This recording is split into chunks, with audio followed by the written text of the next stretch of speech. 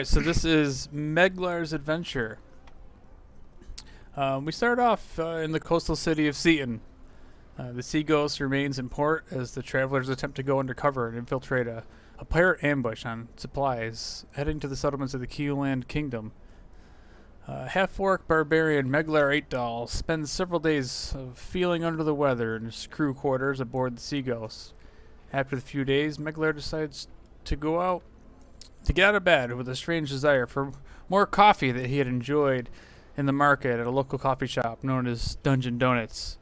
Seeing as that's the last time he remembers feeling good before he went to the coffee shop, he decides to retrace his footsteps. So as you wake up, it's a fine summer's morning, and you head out into the marketplace. As you approach the entrance to the store, you notice a sign on the door that says, "Closed until further notice." Upon investigation... Dungeon Donuts? Yep, this is Dungeon Donuts. Closed until further notice. Upon investigation by Seaton officials. And now it's a pretty quiet morning because it's bright and early, but you can smell the smells of fresh bread in the air and the fishy smell of the sea kind of wafting in. And as you kind of look around, you stand there, kind of read this line for a little bit, and you're approached by a man. He's wearing a black jacket, a black hood, and it kind of covers his face, but you can see that underneath the hood he's human. And he's got long bits of black, greasy hair mixed with speckles of gray in it. And the man speaks to you in a low voice. And he says, "Sir, not feeling yourself this morning, huh?" Well, I wasn't, no. Well, What's it to you? Well, I know exactly how you feel. Almost feels like something's missing, huh? Something's fishy, yeah. Well, it probably feels like you need that little something to help you get focused. Yeah. You look like you've been feeling off a little bit, my friend. You have no idea, sir. You have no idea. Well, let me tell you. I can help you. I can help you get back to normal. Maybe get you feeling even stronger than you ever felt before. And the man kind of reaches out and grabs a hold of your thick arm. He says, a man that's in shape. So, Meglar pretty much reacts by just slapping his arm right off and says, "Why are you helping me?" Oh, no troubles, my friend. I'm just a simple man trying to make some coin and make some friends along the way. Here, come over to my place. It's not far. I'll get you fixed up and back on track in no time.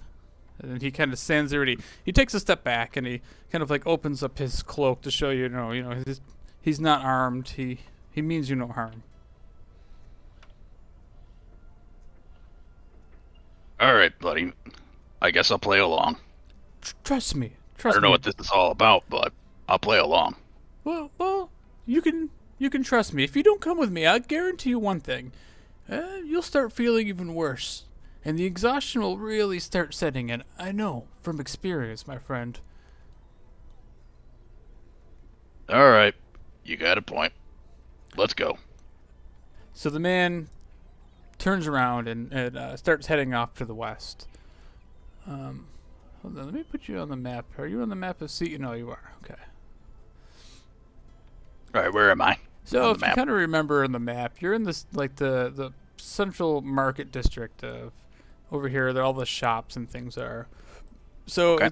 As you start following the man, you start heading out to the west, and as you recall, this is the West City. It's kind of the area of Seaton that has been neglected, where the East City has a high wall around it, where it's kind of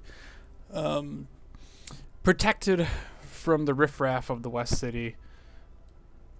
So as you start kind of like leaving the safe confines of East City, you start seeing the neglect and the despair of the people and the homes of the West. The architecture of the buildings are very much like the East City. The once ornate stonework has deteriorated to crumbling masses of what once was, but you pass several alleyways and it's riddled with sleeping drunks and miscreants. The walk takes you about 15 minutes or so as you near a rundown house, and the windows have all been smashed out. Wooden porch is missing several boards, and as you watch the man ascend the front steps, he motions for you to join him. Not threatening. He just kind of hunched over, says, "Come on up, come on inside, my friend. Hurry, hurry." Did I ask about this house? What would you like to know? Why is it so run down? Why is my house? Oh, this is West City. All of the houses are run down like this, my friend. When I have enough money, I plan on fixing the sports shop. Be careful. Watch your step. Whatever. And Meglar just walks her and comes right in. So as you kind of walk in the house, you notice that the interior is in disrepair. Everything appears to be broken, with the exception of a bedroll on the floor next to a chair facing the fireplace. The floor is dirty and has muddy footprints leading in and out of the house. The house itself has a foul odor of fish and mold.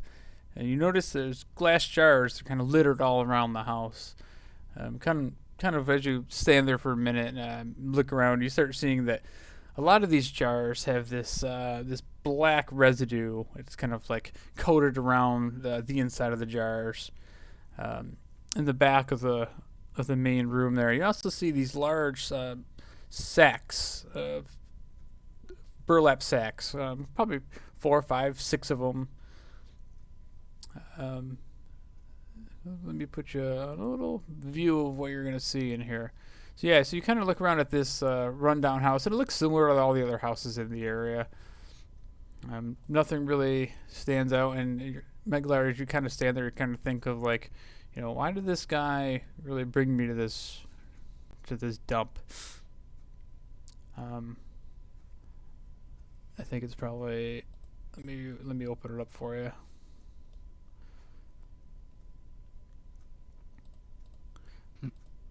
Alright, so you can put yourself in the house with this guy. So this guy kind of brings you into the front. Brings you into the main room here. We're like right about here? Yeah. Or in the main room? Yeah, you can like... I'm assuming he brought you right into the main room in the living room. And you look down, you see this, kind of...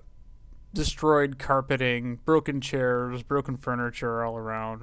It's definitely not the nicest looking place. And so the man, he finally takes his hood down, and you see a little bit more of his face now in the morning light. And he's kind of weathered, but not old. He's probably in his 40s, maybe early 50s.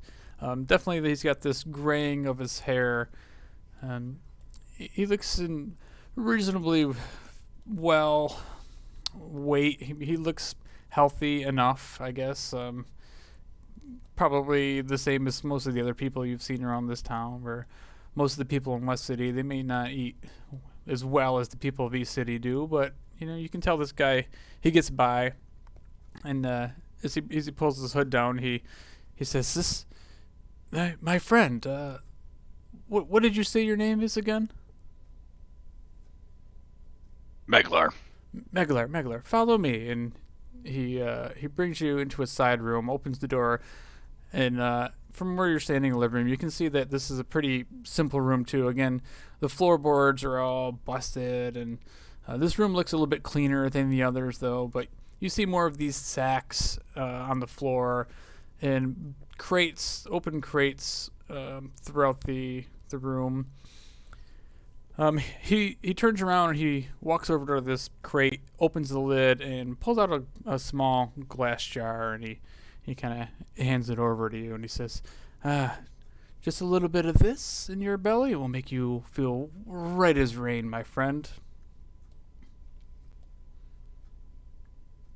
Alright, so Meglar just takes it. And I guess he drinks. Yeah. Alright, I guess I'll take... So, Meglar drinks it. So as you look at it, it's kind of the consistency of like beef jerky. So like there's a few things of beef jerky looking in there, and he goes, "This one's on the house," and he hands you. He opens the lid and he hands you one of the pieces of jerky. Okay, I do like jerky. So then he explains to you, oh, so, how do you enjoy the newt liver? The what? This is called newt liver. It's one of the ingredients that you'll find in the coffee that you drank a few days ago.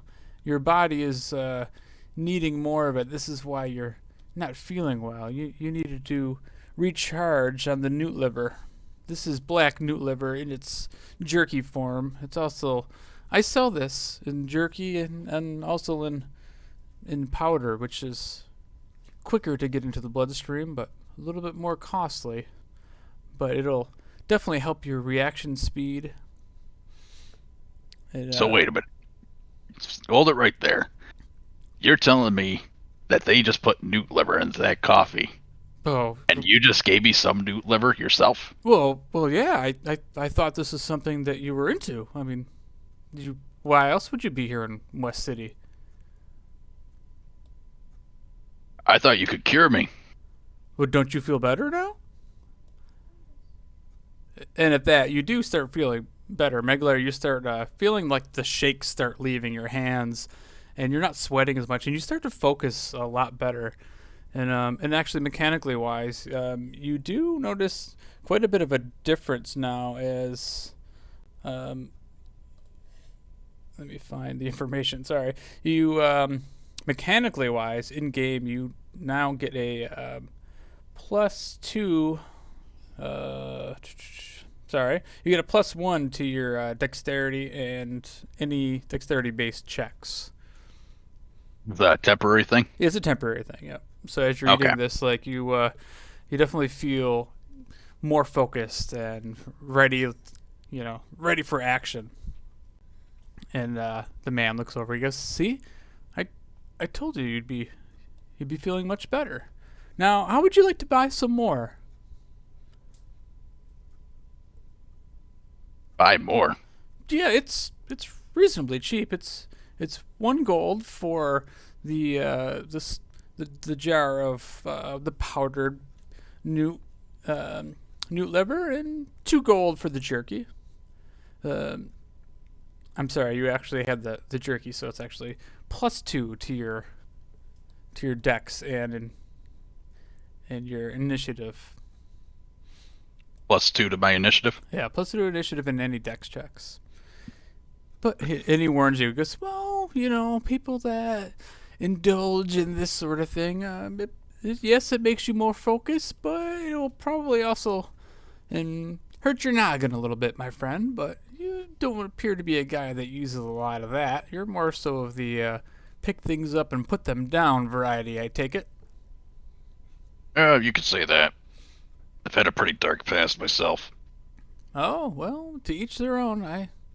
I too have had a dark past, but and at that, Meglar, all of a sudden you hear footsteps, heavy footsteps coming up the steps into the main room, and you look at this man's face, and he kind of goes pale for a second, and you hear this loud voice call out, "Sodash, show yourself!" And the man like backs up against the wall, and he's like, "Oh no, they found me." So nice is your name, huh? Yeah, you gotta help me. We gotta get out of here. Uh, okay. Wouldn't you want to fight these guys? So at that point, you kind of like look over and you see into the main room is this large hobgoblin heavy armored man stands there, and he calls out, "Sodash, show yourself! I know you're in there." Well, if I had the other travelers, I'd definitely take these guys out. But what's your plan of getting out? I don't know, but I'm pretty sure these guys are gonna hurt us. So, I guess I'll just do the talking and follow my lead. I'll have your back on this one. So the man cautiously walks out into the living room, and before you see these this large hobgoblin with three other armed associates of his standing right in front of him, and they look down and they all look very angry. They're all brandishing swords, and the hobgoblin looks down at Sodaj, and he kind of walks over to him, towering over him probably by a good foot, and he grabs a hold of his cloak and he kind of like picks him up a little bit, and he says, "We told you not to mess with the Musalati family. Now you've crossed us for the last time. We're taking what's ours." And you see him pull back this big ironclad fist, and he punches the guy right in the face. And Sodaj goes to the floor, seemingly knocked unconscious. All right, so Meglar walks out and looks right at that hobgoblin. Who are you? I should be asking you the same thing there. I don't think you know who you're messing with, buddy. You just seem like another newt liver fanatic. Newt liver fanatic, huh? Yeah. If you're any friend of Sodaj, then I think you've picked your friends poorly. Yeah? Go ahead, introduce yourselves, boys. And at that, the three guys, they start laughing, and they charge in. And now let's roll for initiative. So most of these guys, they look... the hobgoblin, obviously, he looks pretty tough. The other guys look like Meglar probably thinks he could probably take them. But I guess we'll find out, huh? Mm-hmm. How's that guy's name spelled, by the way? Is it Sodaj? Sodaj. S-O-D-A-J. A-J. Okay. All right, so... There was newt liver. Yeah, black newt liver. Okay. So as the hobgoblin kind of like directs the orders to these guys, so you actually rolled, what did you roll? You was 7. So you actually rolled the 9. Yeah. You get the +2 for eating the jerky. Okay. But these guys come rushing in first, each of them brandishing these large maces, and all three of them come in making attacks on you as they kind of surround you.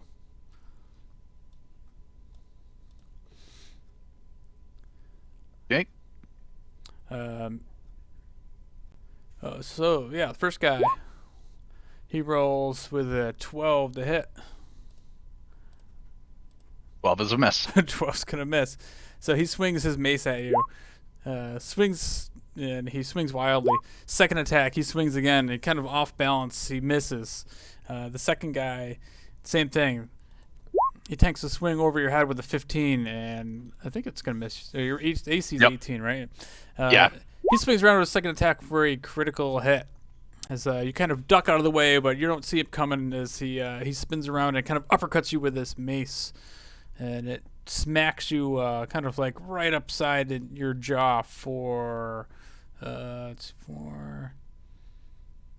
10 points of bludgeoning damage. It kind of knocks you back for a second as the other guy behind you, he takes a heavy swing at you with a 23 to hit for another 4 points of bludgeoning damage. And then he swings back around and he crits for his second attack too for another 10 points. So 10... 20, so you took a total of 24 points of damage that round as these guys just kind of bum rush around you and just start swinging on you. That brings up your turn, though. All right, I'm going to strike at one of these little guys. I'm going to start with this one here. All right. And I'm going to use my one-handed longsword on him. All right, as you pull out the magic +1 longsword, take a swing.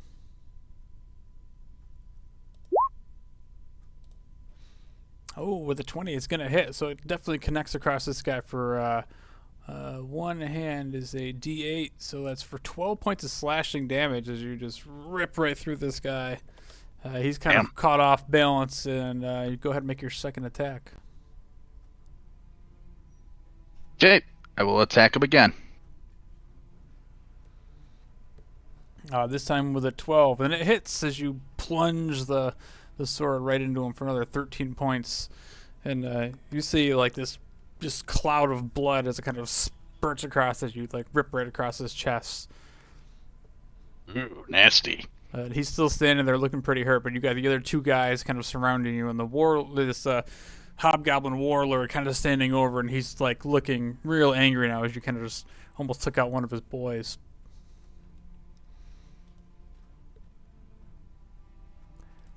Okay. I think that's it for your turn, unless you get something else up your sleeve. Nope. All right. So then, at that point, the hobgoblin he steps over. He pushes the one guy out of the way as he kind of steps into range of you, and he pulls out this longsword that he's got with one hand on the longsword and a large shield he pulls off of his back, and he takes a swing at you. With a 22 to hit for just a simple 4 points of slashing damage as he cuts into you with the first attack as it kind of hits you off guard. The second attack he swings with a 28 to hit. Okay. For another 7. And then his third attack with a 17 is going to miss. So as he slices into you for... what was it? So 10 points of slashing damage the second time, so 14 total. And then, So I'm pretty much down to 20 now. yeah. And then his third attack, he kind of misses as you kind of take a stutter step back. And that brings up these guys again. The one guy behind you, he goes and tries to grapple you, and he's going to come up behind you and take a strength check to kind of put his arms around you. So go ahead. He rolls a 20. Go ahead and make an athletics check.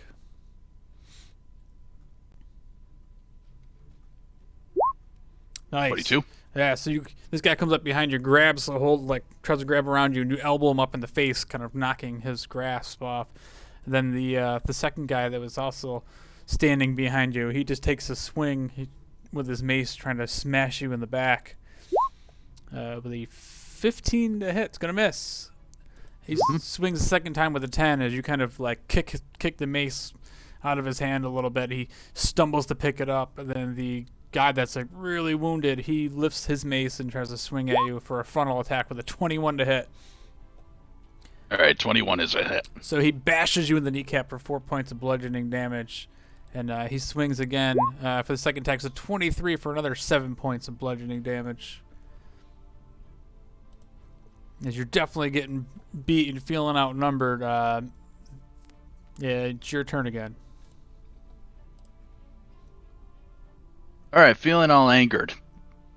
I am going to strike right at that big warlord with my one-handed. All right.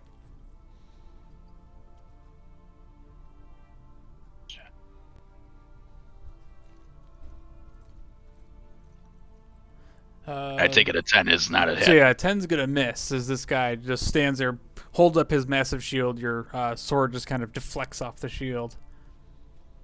All right. So this one I'm going to enter rage and attack him again. Perfect. With an 18. Ooh, 18 is gonna just miss as you swing the sword back at him, and again he kind of blocks this heavy hand up on the other way. Uses his gauntlet, knocks the sword kind of around just out of your reach. So that's a second miss as you kind of hear him with a All right, I guess that's all I can do. And then he says, "Is that all you got, boy?" And then he takes his shield and just kind of slams it up against you, and with a 29 to hit, and he smashes the shield into you. You take 5 points of bludgeoning. Oh, 8 points of bludgeoning damage, and you got to make a strength saving throw.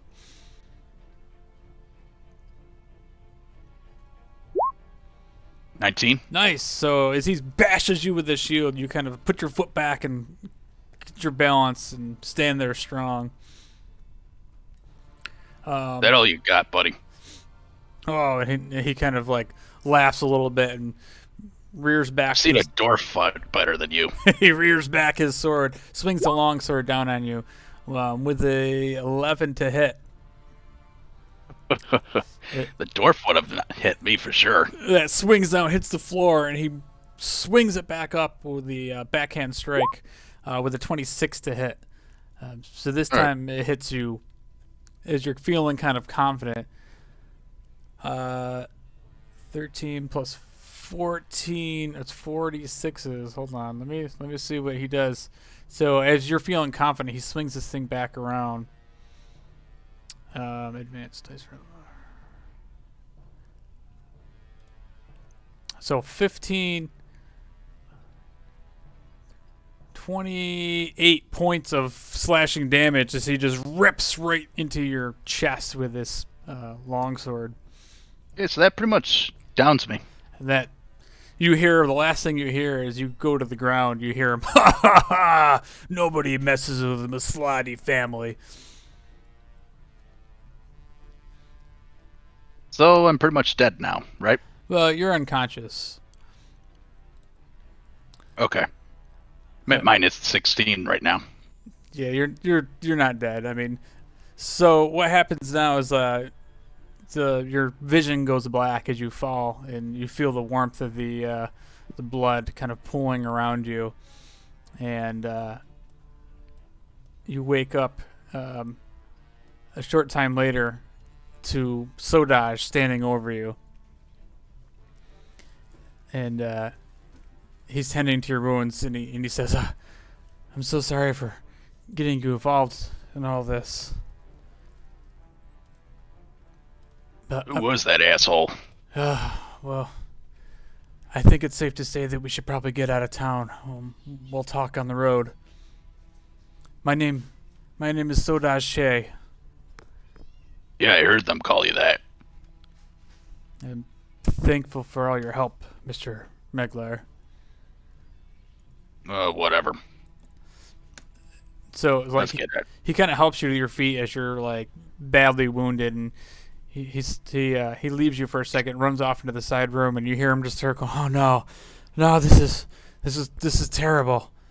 I can't believe it. And you hear like boxes start like being thrown around and jars being smashed, and he comes running back out to you, and he's like, they've taken it all. They've taken out my entire stash. It's all gone. And all my money. They took what? The jerky? Yeah, everything. All of the drugs are gone. The money's gone. I'm ruined. I have nothing now. And he like falls to his knees. What can you tell me about this guy? Who was this guy that attacked you? That guy is one of the lieutenants of the Masaldi crime family. I don't know if you've ever heard of them, but How was Masaldi spelled? Musaldi. Aludi. Yeah.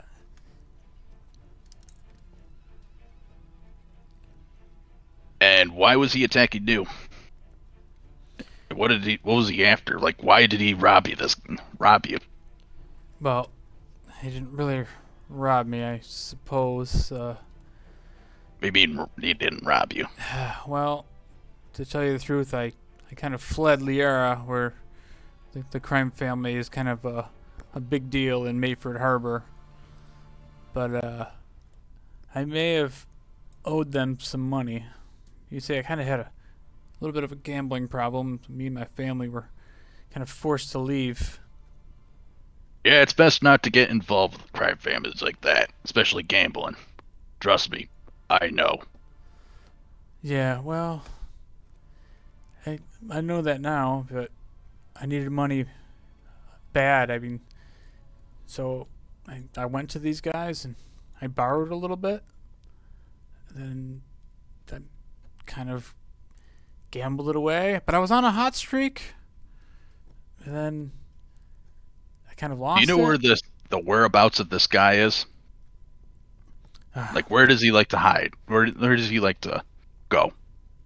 Well, that was Mord and his crew. I don't care to go seek him out. I think it may be safer if we just we just leave. You know, I have a place that we could go. I could pay you. I have a ship to offer.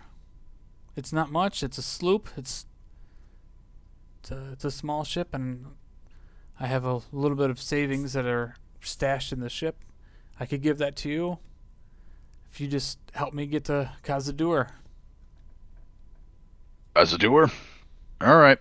Kazadur is not far. It's an island where I travel back and forth to get the newt liver from. Oh, so you do have more coming, huh? Well, I have to go and harvest it, but How's Kazadur spelled? I will type it in the chat. So Okay. So the man, he looks like visibly upset, and he kind of tends to your wounds a little bit as you're stable now. And a couple hours goes by, and he's like, "Listen, Meglar, I don't have a lot of friends. You're kind of my only hope. I can give you money.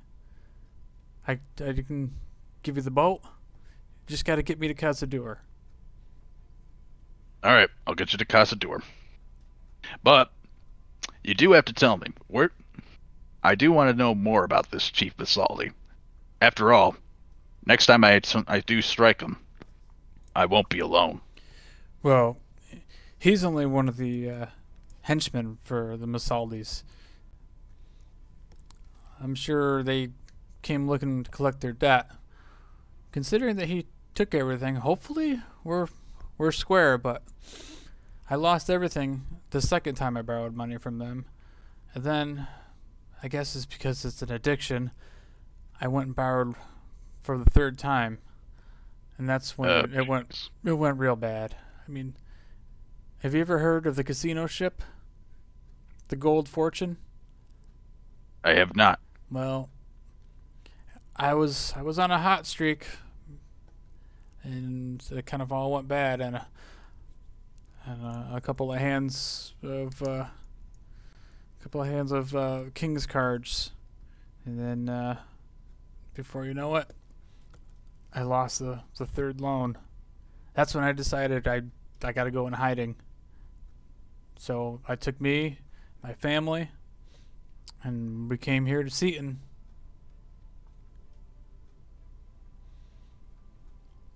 Okay. Well, but enough. I'm sure you don't want to hear any of my life story, so.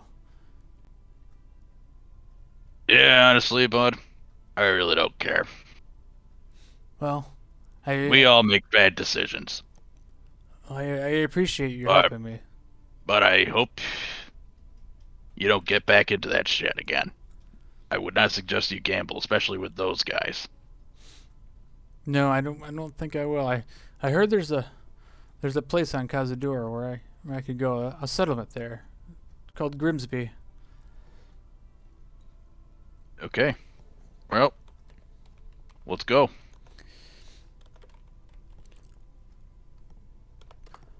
So, the what's Grimsby again?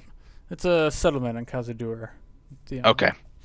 So a little while goes by, and Sodaj kind of like gathers what little belongings he has. He has a bedroll and just a basic little backpack, a few supplies, and he asks you if you're okay, if you need anything. No, I'm good. And where's my health at now, anyway? You're probably at like 1. I mean, you could take a short rest. All right, yeah, I'm gonna take a short rest. All right, so go ahead and roll some hit dice. Let's say he stabilized you. You were at 1 hit point. Okay. All right, so a couple hours goes by. You guys kind of sit in the house and you gather your strength, and you can tell that Sodaj is like eager to go. He's like, we can't stay around here because if they come back, I don't think that they're gonna let us live this time.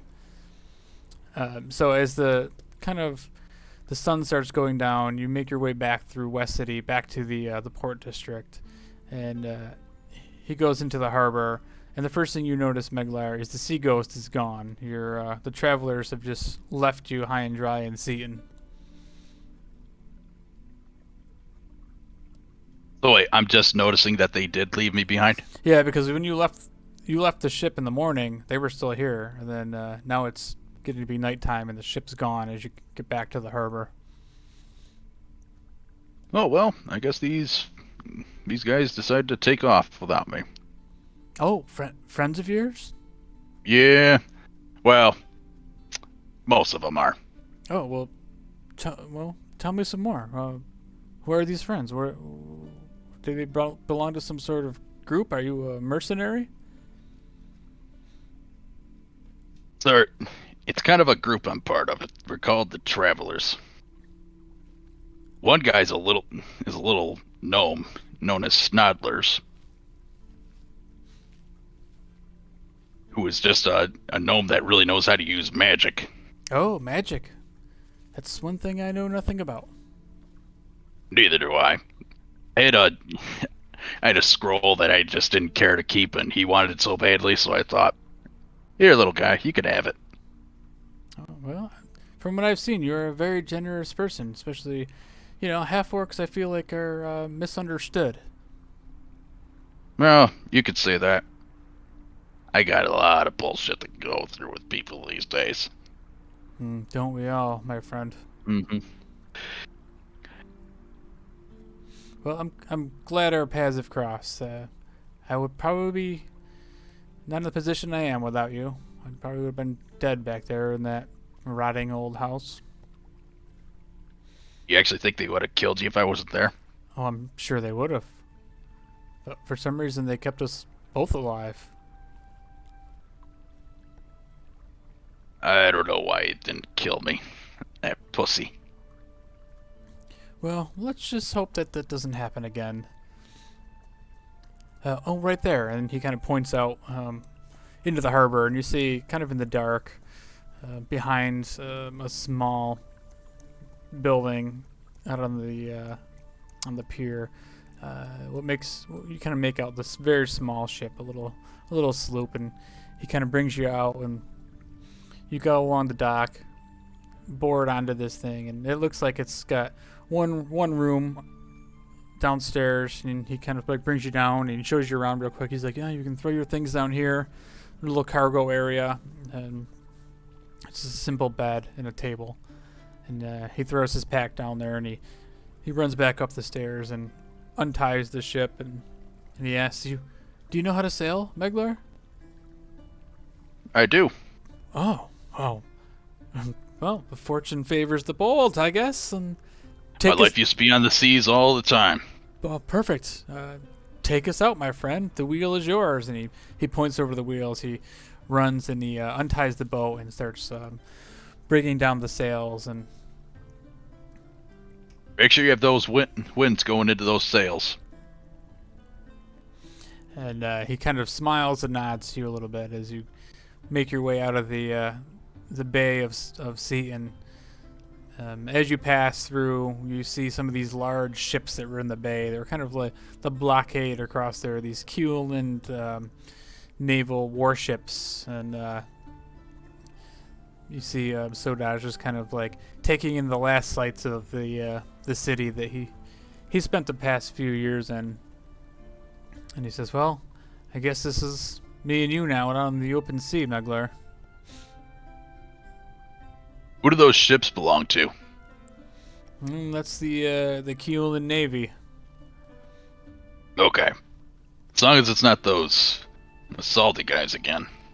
No, Not ready for them yet. I feel like we won't see much of them, but be that as a warning if you ever head to Mayford Harbor down in on Liara. That's definitely some people you don't want to cross.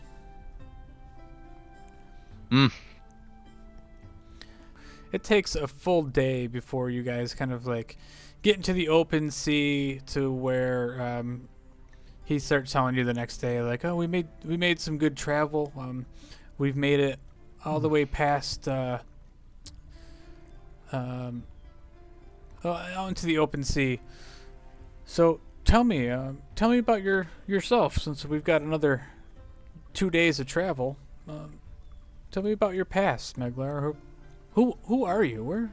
Where did you come from? How did you become a traveler? Well, that's just the name of the group. And before them, well, I never really knew who my parents were, ever. Well, that's kind of a sad story now, huh? But I've been found by by a group of other half-orcs. And so I've been sailing along with them. And, well, I'm a former pirate myself. Oh well, you're not planning on robbing me, are you? I don't have a whole Those lot. days of mine are done. Oh, I guess that's probably one of my faults is I'm too trusting of people.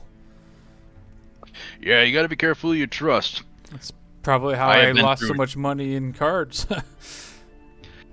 I've been through 2 crews, and there was always one asshole who'd always backstab us all. So that's why I was careful about trusting you in the first place. Well, I completely understand that. Well, But there's like 6 other of us in the Travelers. Besides that gnome. well, why do you think they left you here? Well, the bastards probably got impatient. Just the fact that I was feeling like shit and didn't want to get out. Or it could have been the dwarf just saying, let's just ditch Meglar, fuck him. Wow, this dwarf sounds like a real special sort of guy. Yeah, well, he's pretty much the only guy in the crew I don't really trust. Well, I guess. But, I guess we all have those kind of people that we don't trust, right? Yeah, I've met quite a few of those. I met some even good though people too, though. Even though he's been a douchebag a lot, he has had my back too. So maybe he does have a big heart after all. Maybe.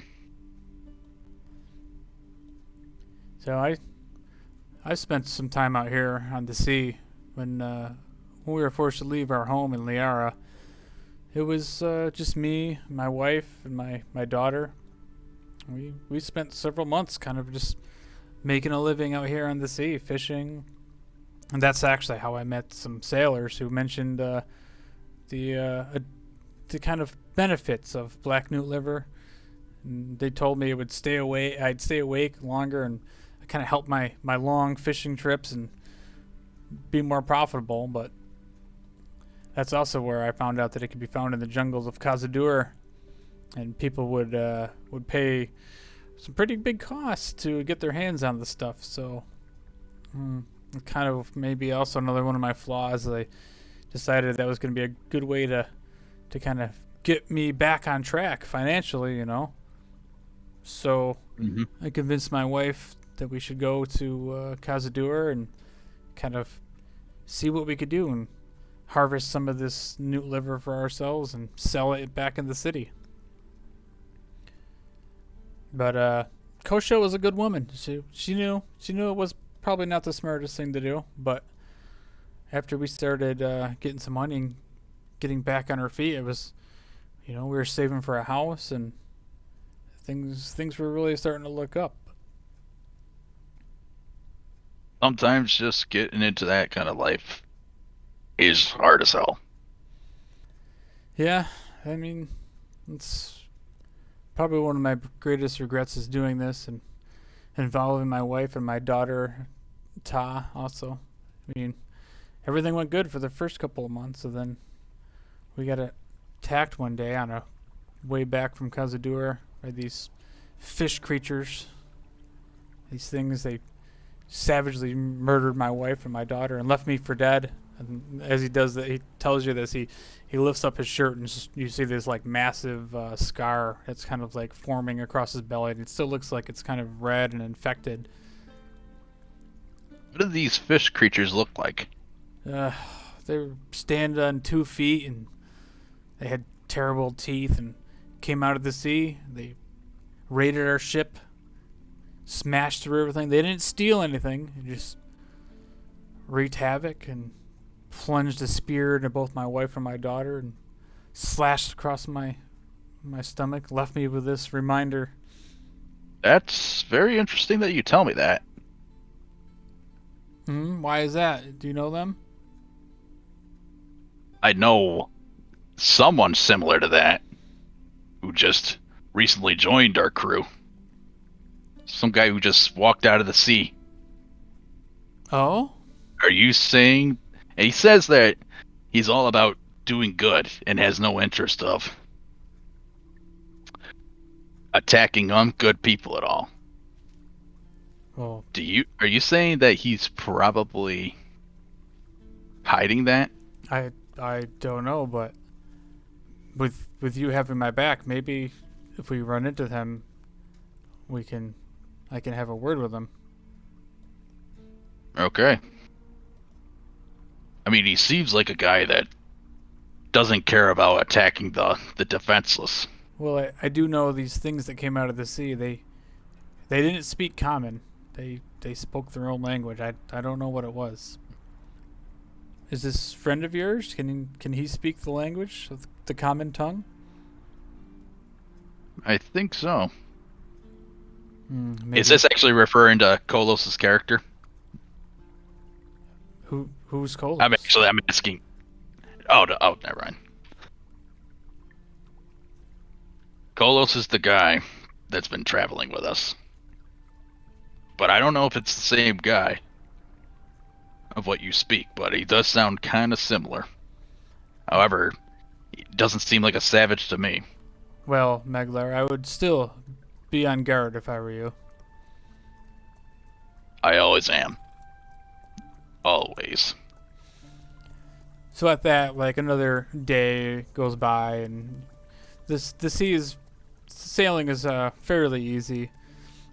You wake up the morning of the next day. You're 2 days into the 3-day journey across the Cazador from Seaton, and you're awakened to the sounds of Sodash kind of yelling. He's like, Meglar, wake up, get up on top of deck. Hey, so he gets up. What is it there, little buddy? We have company. There's something in the water just up ahead.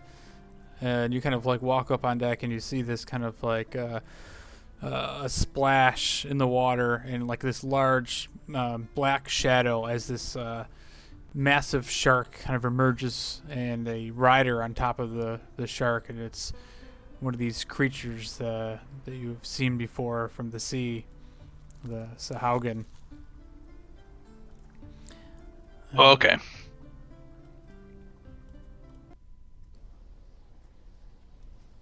So this is kind of what you see. Did those things actually ride on sharks? I don't know if I've seen these yet. Well, I don't know. But you do now. So Sodash kind of like looks over and he goes, I don't think they're here to talk, Meglar. Oh, leave it to me. So at that, these things, they kind of, you see a second one emerge from up behind the ship as they start like flanking the ship, and you see the riders, they kind of draw back these spears and they let loose these spears towards the ship. So yeah, go ahead and roll for initiative.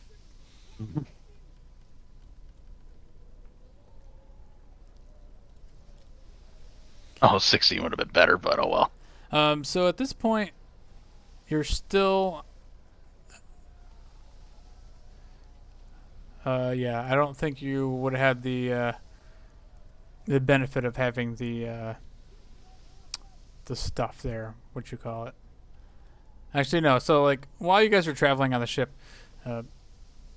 Sodash was like, hey, I had this money he told you about. I have this money in this little bit of stash that was kind of left on the ship. So he gave you a jar of this jerky to eat. So I would assume that Meglar would have still been enjoying this, as you're kind of feeling this addiction now to the steadiness of this jerky. So, Dodge, are these the guys you were talking about? Yeah, these are the things. So what I'm gonna do, Andrew, is you're gonna actually get a 14 for your initiative.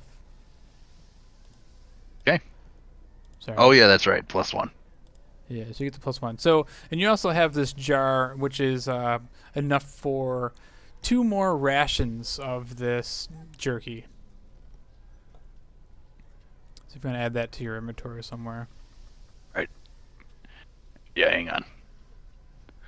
And we'll go over that Okay. like after, but like how much you need per day or whatever. But at the moment, yeah, you're still feeling the effects of this stuff as you're kind of feeling pretty good. So as these massive sharks emerge from the water and these guys start throwing spears at you, I'm gonna make an attack roll for these guys to throw these spears first. Ranged weapon attack, a 17 to hit. So the spear, you see it just come launching out of the water and stick right into the side of the ship, and it starts to, you can hear the noise of the spear actually plunge through the hull of the ship, and kind of you can hear a little bit of water trickling into the lower deck. The second one, the same thing. So you hear 2 of these spears with thud, thud. And you can hear the water rushing in as Sodaj says, I'll take care of that. You stay up top. And Sodaj goes below deck. So Okay. at that point, the creatures, the Sahaugen, are riding on top of this thing. You see them close in on the ship. And the 2 of them, actually, yeah, both of them, they both leap off these sharks and attempt to climb up onto the side of the ship. So we're going to make some athletic checks. I am, or they are? They are. Okay. And both of them, one of them, kind of jumps off the shark that's kind of like the same height as the deck of the ship. This thing is massive. It's almost as easy enough for the Sahaugen warrior to just kind of stand up on top of this thing and just kind of step over onto the ship. One of them does it easily and effortlessly, and the other one, he kind of slips a little bit on the top railing of the deck. But both of them manage to land on top of the deck, and they come rushing in on you. Both of them with these spears in their hands. The first one, he flanks you from the south. And he tries to jab at you with a 10 with the spear. And that is a miss. So you see it coming, you kind of bat it away, and then you see it's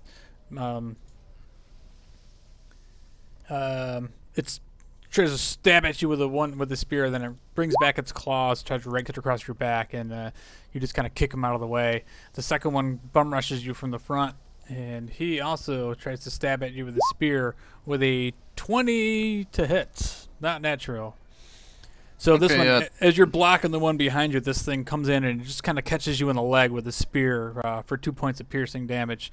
You're at full health, by the way, because you would have taken a long rest after a day of travel. Okay. So he stabs you in the leg with this, and then he brings his claws across you with a 15. So he misses as you kind of back up far enough out of his reach. So that's their attacks as you are now pissed off looking with a spear stuck in your leg. What are you going to do? All right, so that one that got me from behind. Yeah. Yep. Hang on 1 sec.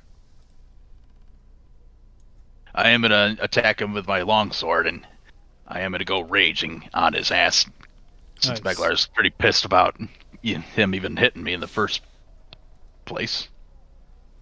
Going on here. Oh, nice. Yeah, so you bring that longsword right up into him. He's not even paying attention as you just cut into him for 10 points of slashing damage, and you can feel the blade cut cleanly through the scales of this thing, and it cuts right into its kind of makeshift armor of leather and like seashells, and seashells come flying up in the air as like bits and pieces of his scales come kind of flying up into your view, like kind of like against the sea backdrop. But he still stands there. He's kind of like down on one knee, looking pretty hurt. What are you gonna do? Attack him again.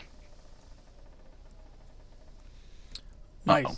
No, that's that's awesome. As you slice up and then bring the sword back down and just plunge it like straight down through his back, and then you see him hit the deck, and he is no longer. All right, so Meglar pretty much turns right to the guy and yells, "You're next." And at that point, this massive shark just you feel that the weight of this thing as it bumps up against the ship. Let's see here. With a 16, so go ahead and make a dexterity saving throw.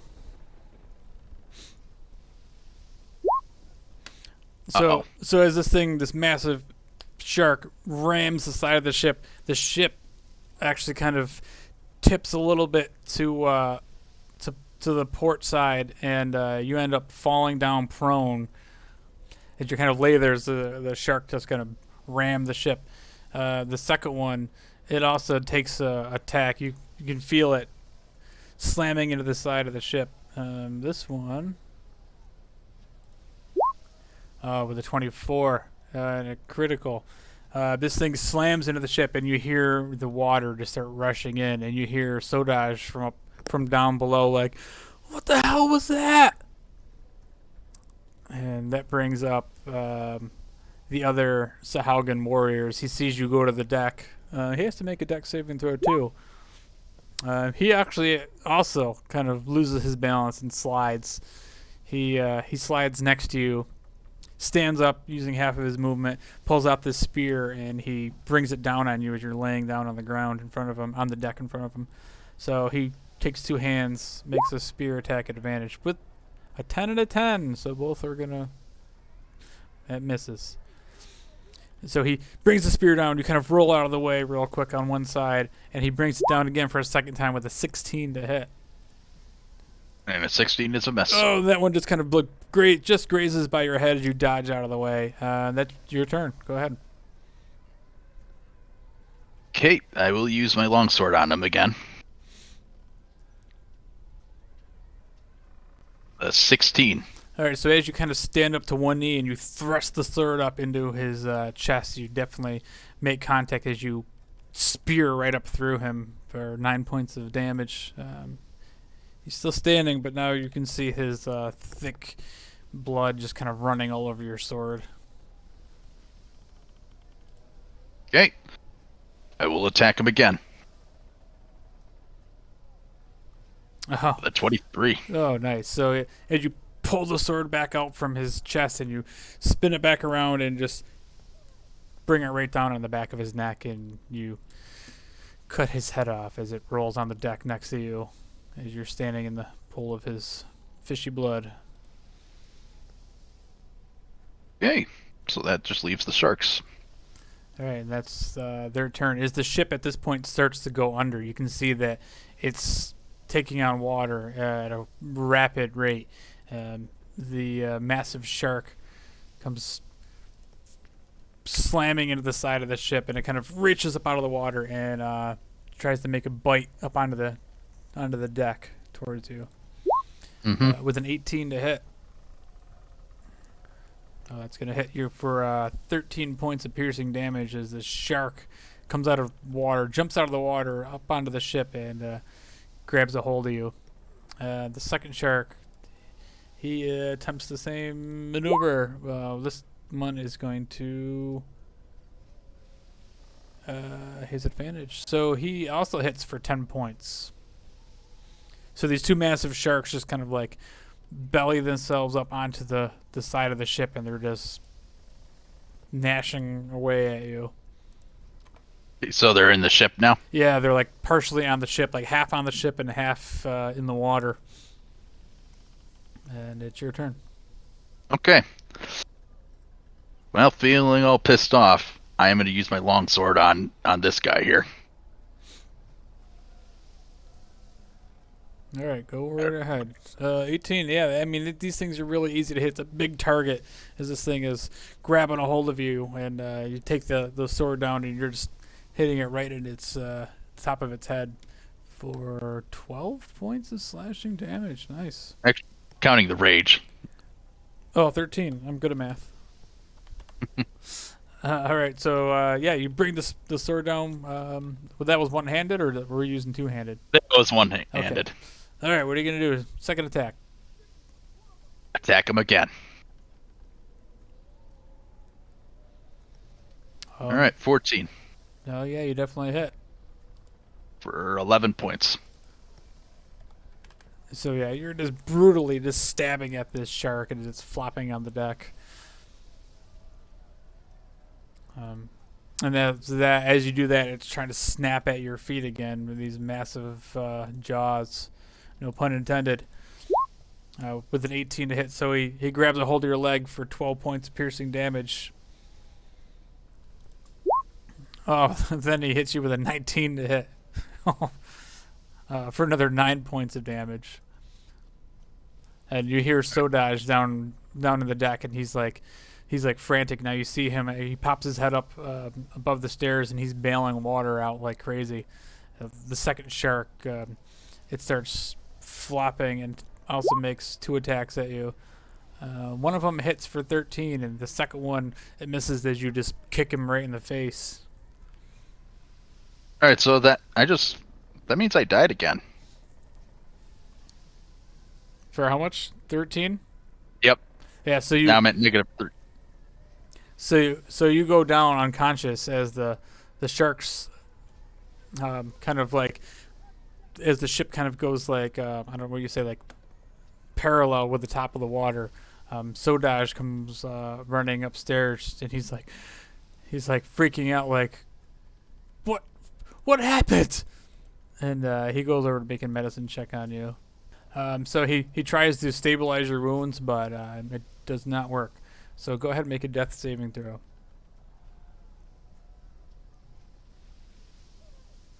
12.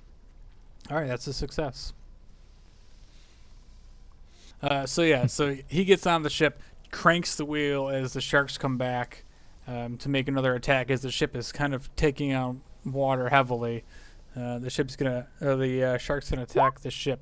Ooh, this time he's gonna miss with an 11, and the second shark is gonna do the same thing. He is also going to attack the ship with a 9. So luckily, the 2 sharks are running into the side of the ship to try to bring the ship down all the way. That brings you up again, Meglar. Go ahead and make another death saving throw. Nice. That's another success. Okay. So with that brings up Sodaj again, as now he's like steering the ship off course away from the sharks as he runs over to you and also attempts to make a medicine check on you. All right, this time he rolls a natural 20, so he runs over there and tends your wounds, and you're stabilized as he's holding pressure on the wounds as you kind of...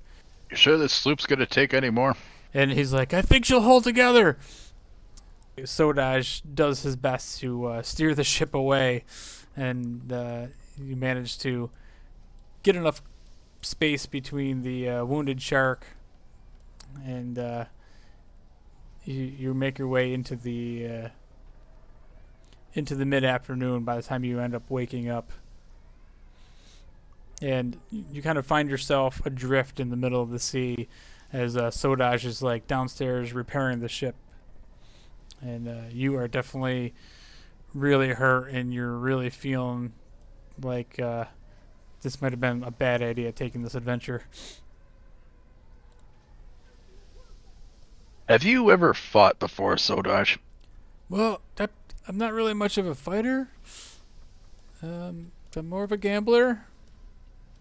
Well, if you're gonna travel seas like this and get into gangs like this, I would suggest you learn some fighting.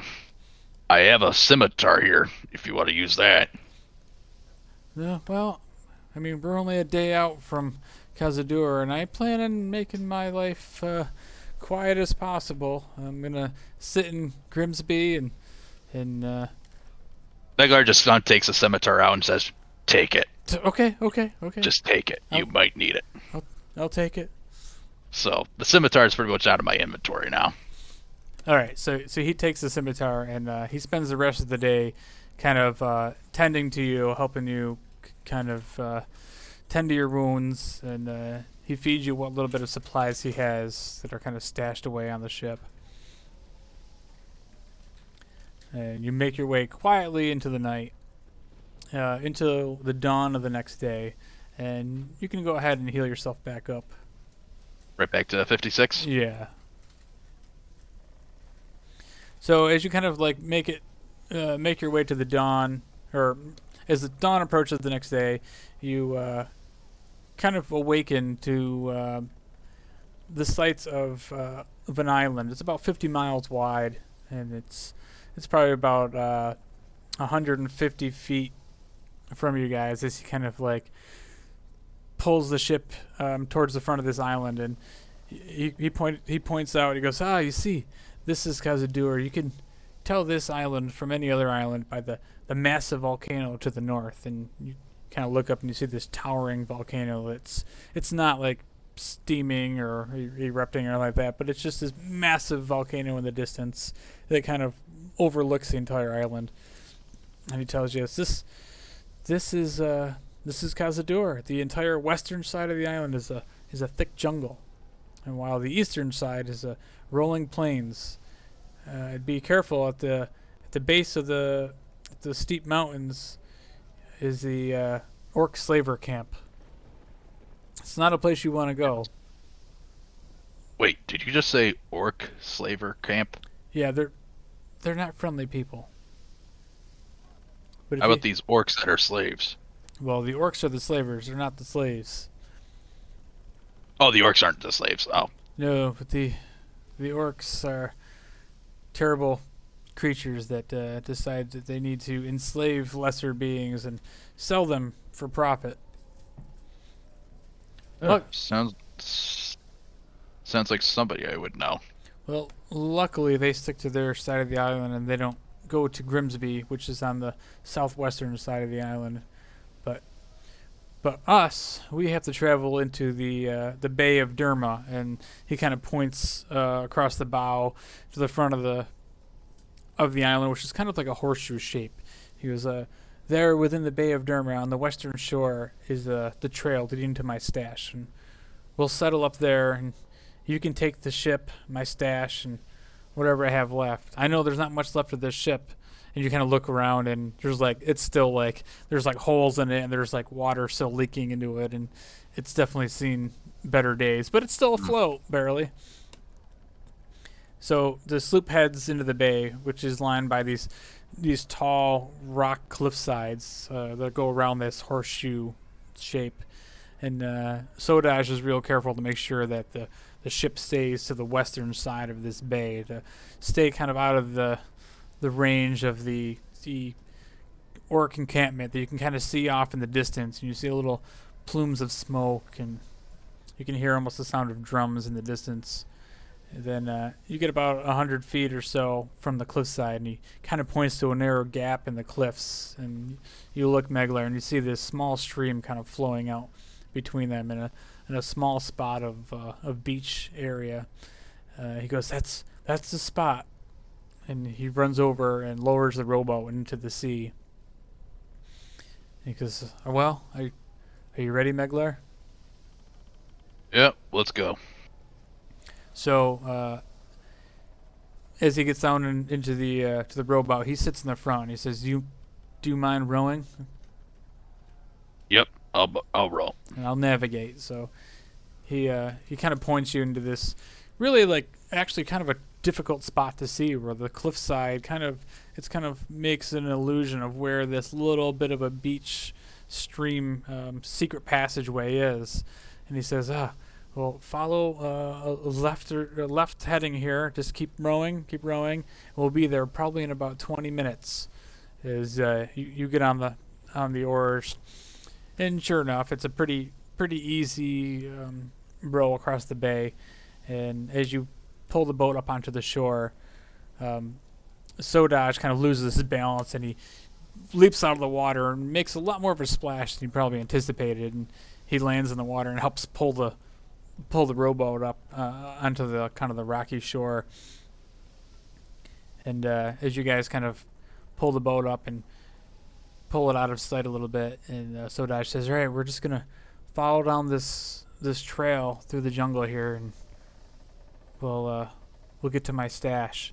And no sooner than he says that, you start hearing this noise of this something large crashing through the brush down the trail that he's mentioning. You hear like snapping small trees and plants as this noise gets louder and louder. And that's where we're going to end the session.